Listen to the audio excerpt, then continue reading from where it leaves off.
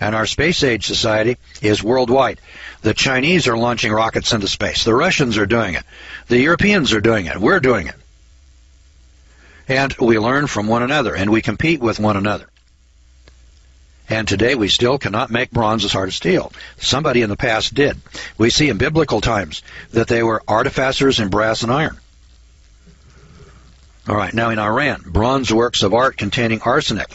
That's a complicated procedure to incorporate the metal arsenic into bronze works, whether they're of art or something else.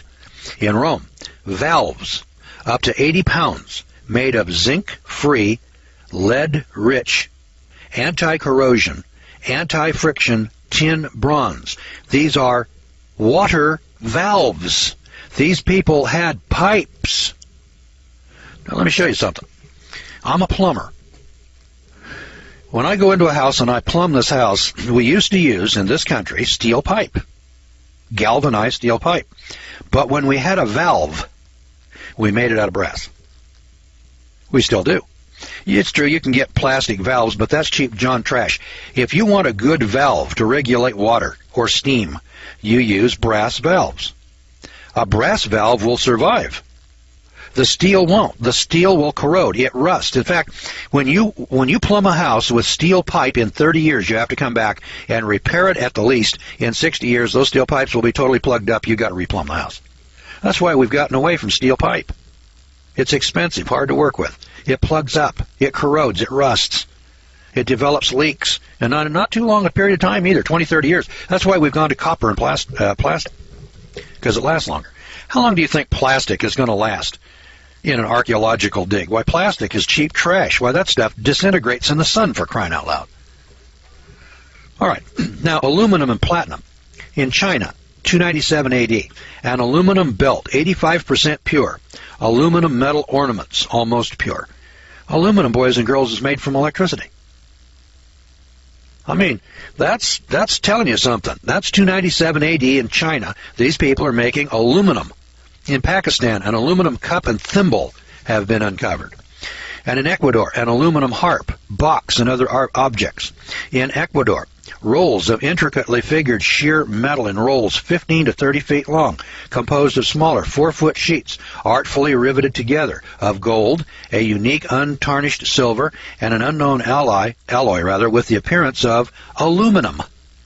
All of these are ancient aluminum artifacts. However, aluminum was supposedly not discovered until 1803, and it was not obtained successfully in pure form until 1854. It is very difficult to isolate from bauxite as a pure metal without using a lot of electric power. Electric power. Now, listen, boys and girls, we in the modern age discovered aluminum in 1803. 1903, 2003. We've only had aluminum for 200 years. And these people in 297 had aluminum in China. That's 297 BC. Now, the knowledge of this technology is destroyed by the Romans, who are portrayed today as the great discoverers, the great civilization. No, the Romans were the great destroyers. If the Russians were to take over, or the Chinese take over the world, they will destroy American civilization. They will kill us, and they will burn our libraries. They will destroy our civilization. That's what the Chinese are going to do. That's what the Russians will do. That's what Adolf Hitler, I'm pretty sure, would have done. These people, these despots, these politically oriented socialist empires, you know, they're not the benefactors of mankind. They're not the progenitors of science and technology. They use that science and technology that they have for weaponry and destruction. Mankind has been running around destroying himself for 5,000 years. That's what God's been telling us. You people can't rule yourselves. What's more, it appears that we have locations in the world, there's 4 or 5 of them now that's been discovered, where they go out here in the desert and they find glass. They find glass. We'll take a look at weaponry here pretty soon. This glass that they find over here is the result of nuclear explosions. So, you know, we go down here to New Mexico, where we Americans set off nuclear weapons in 1945, or over in Nevada. You know, when we were exploding bombs above ground. Well, underneath it, the heat fuses the sand together and makes glass. And so here's archaeologists, you know, they're running around the world, and they come across a site over here, and here's this huge body of glass out here in a desert area, and they say, well, where the hell does this come from? What is this? This is the result of a nuclear explosion. So now do they break off some pieces, bring it into the museum, and say, look, boys and girls, we have evidence of nuclear explosions in the past. That doesn't fit with the theory of evolution. You see, mankind just discovered nuclear energy in this last century, 20th century. And if you come along and you say, well, wait a minute, it appears that we had nuclear energy back here at some time in the past, that would indicate that mankind was smarter in the past, then became dumb, and now has become smarter again in the future. That's a different syntax than the story that we're getting out of evolutionary philosophy, where man is evolving from apes, and then there's an intermediate species, and he's getting smarter and smarter and better, and finally he discovered nuclear energy. But there's more. A 25-foot-long sheet of white gold, an alloy of platinum, gold, and silver, was found by the Spaniards. In Ecuador, they found an alloyed platinum and gold objects. In Peru, they found ornaments and other objects of platinum.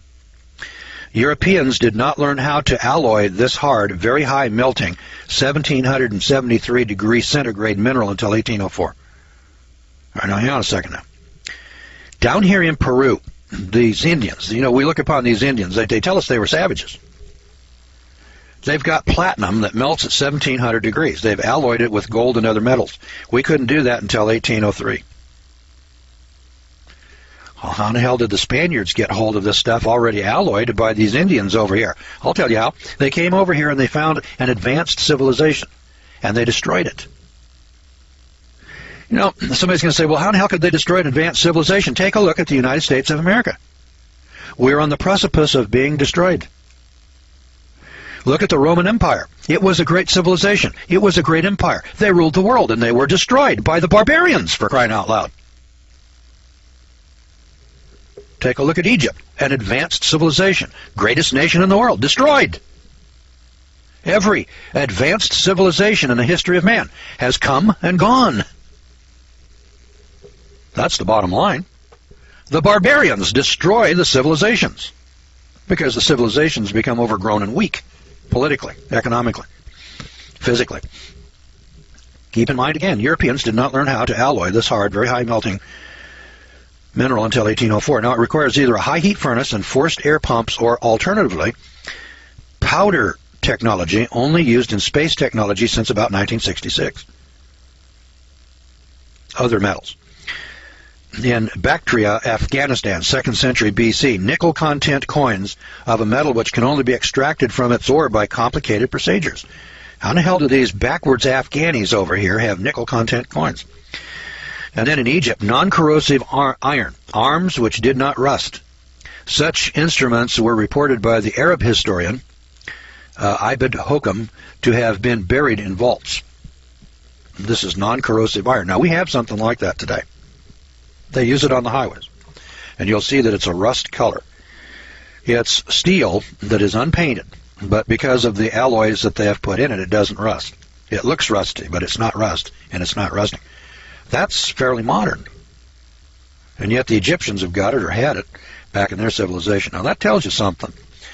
If we have just discovered it in the last couple of hundred years, and somebody else had it 2,000 years ago, and they had technology 2,000 years ago, 3,000, 4,000 years ago, that was at least equal to ours, and maybe even a little bit superior. Maybe even a little bit better than that. Then there's iron farm implements from China, ancient castings of large pieces. There's an Ashko pillar, 1,500 years old. It is a column of cast iron 6 tons and 23 feet 8 inches high. It's a huge casting job with hardly a trace of rust. Now this is iron. Now, 6 tons of iron is, 1,500 years old, 6 tons. That takes a pretty good foundry. Here's testimony to a sophisticated unknown science. Iron that was 1,500 years under tropical heat and monsoon should have corroded and that should have been done long ago. This is pure iron, which can be produced today only in tiny quantities and by electrolysis. So they go over here to take a look at this piece of iron. It's been there 1,500 years, hasn't corroded away. They take a look, it's pure iron, and say, well, we can only make this today in small quantities with electrolysis. And yet here's a 6-ton casting. Hey, that's not a bunch of monkeys dragging their knuckles on the ground down in New Guinea sticking bones through their nose, for crying out loud. I say it's time to wake up to reality. Now I've just hit the tip of the iceberg here.